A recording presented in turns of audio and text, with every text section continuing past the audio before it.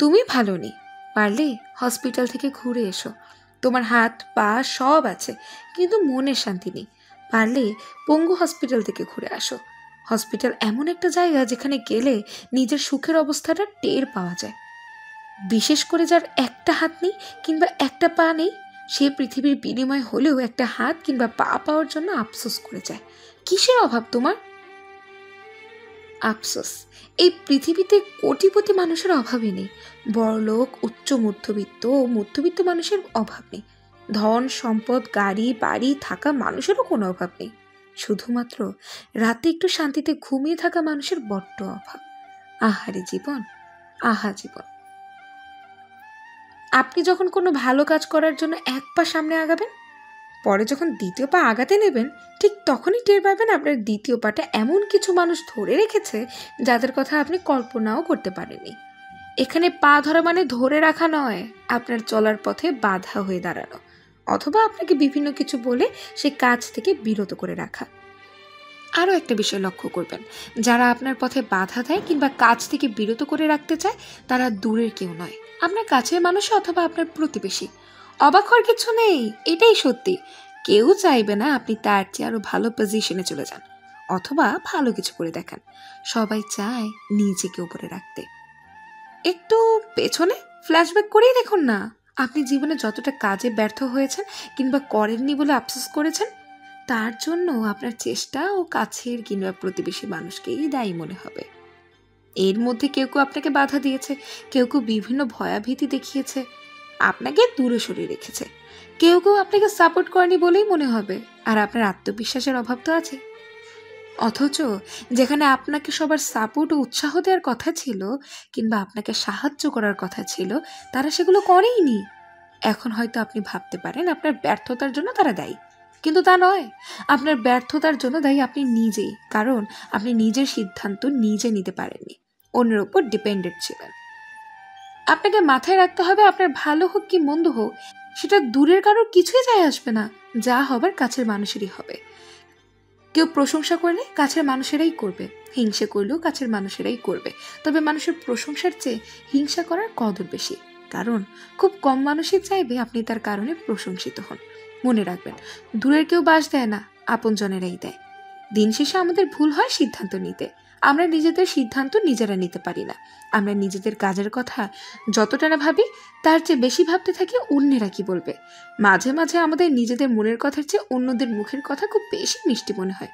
ভুলটা কিন্তু এখানেই।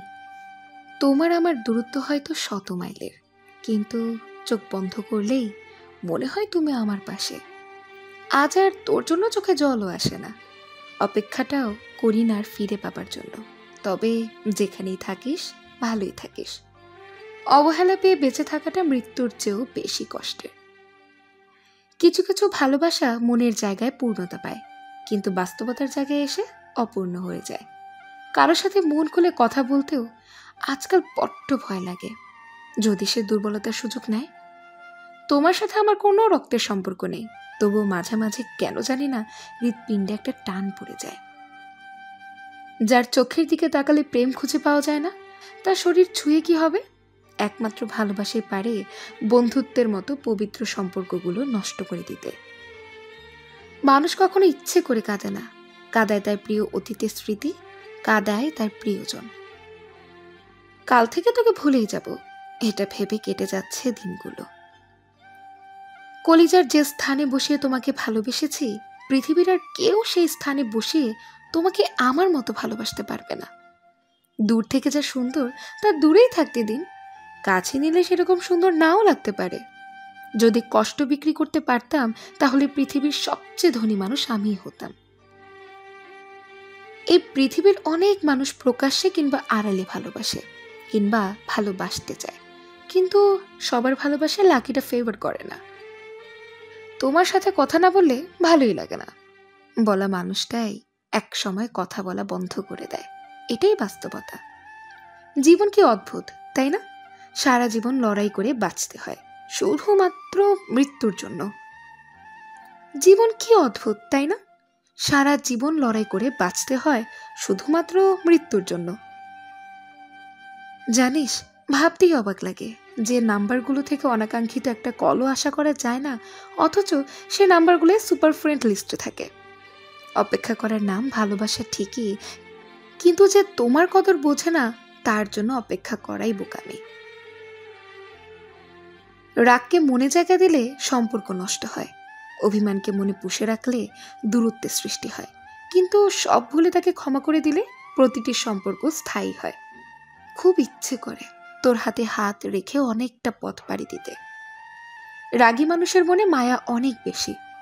দুঃখের বিষয় হলো তাদের মন বোঝার মতো মানুষ নেই বললেই চলে। নারীর দেহকে নয়, মনকে ভালোবাসুন, তাহলেই ভালোবাসার মহত্বটা বুঝতে পারবেন। যেখানে আবেগ নেই সেখানে অনুভূতির আশা করাও ভুল। যে কোনো সম্পর্কে যত বেশি ঝগড়া তত বেশি বন্ধুত্ব, তত বেশি ভালোবাসা।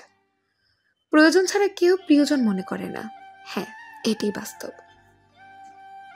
ভালোবাসার মানুষটিকে কখনো কাঁদাতে নেই, কারণ সে ভালো থাকার জন্যই তো তোমাকে ভালোবেসেছে। বাস্তবতা কি, আজ যার মূল্য তোমার কাছে নেই, কাল হয়তো তাকেই সবচেয়ে বেশি প্রয়োজন পড়বে। হাতে হাত রেখে পাশাপাশি চলার নাম ভালোবাসা নয়, যে কোনো পরিস্থিতিতে হাত ধরে রাখার নামই ভালোবাসা।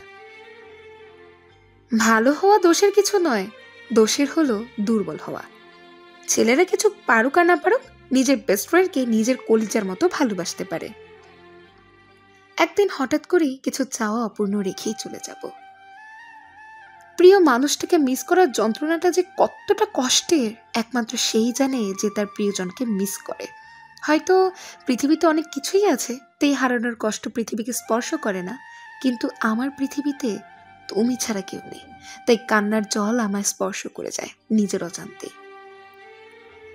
তোকে পেয়ে জীবনের মানে খুঁজে পেয়েছি, সেই তুই যদি চলে যাস তাহলে বুঝি জীবনটাই হারিয়ে যাবে। বিশ্বাস ছাড়া কোনো সম্পর্ক বেশি দিন টেকে না, হোক সেটা বন্ধুত্ব কিংবা ভালোবাসার। সত্যি খুব কান্না আসে। আমরা ছোট থেকে যে বাড়িতে বড় হয়েছি, একদিন সেই বাড়িতে কিন্তু নিজেকে মেহমান হয়ে আসতে হবে। ভাবতে অবাক লাগে, তাই না? প্রিয়, পুরো পৃথিবীর সঙ্গ আমার দরকার নেই, শুধু তুমি নামক মানুষটা হলেই চলবে।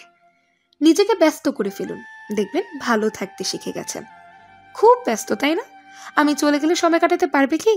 যাকে ভালোবাসো তাকে এমনভাবে ভালোবাসো যেন তার জীবনে অন্য কারো ভালোবাসা প্রয়োজনই না হয়। যেদিন তুমি আমাকে আপন করে নিতে পারবে, আমার কষ্ট বুঝবে, সেদিন হাত বাড়িয়ে দিও। প্রমিস করছি, পৃথিবীর সব কিছু ছেড়ে দেব, কিন্তু তোমার হাত ছাড়বো না। প্রিয় মানুষটাকে যখন বিদায় দিয়ে নীরবে চোখ থেকে জল পড়ে, তখন বুঝতে পারি আসলেই কষ্টটা কি।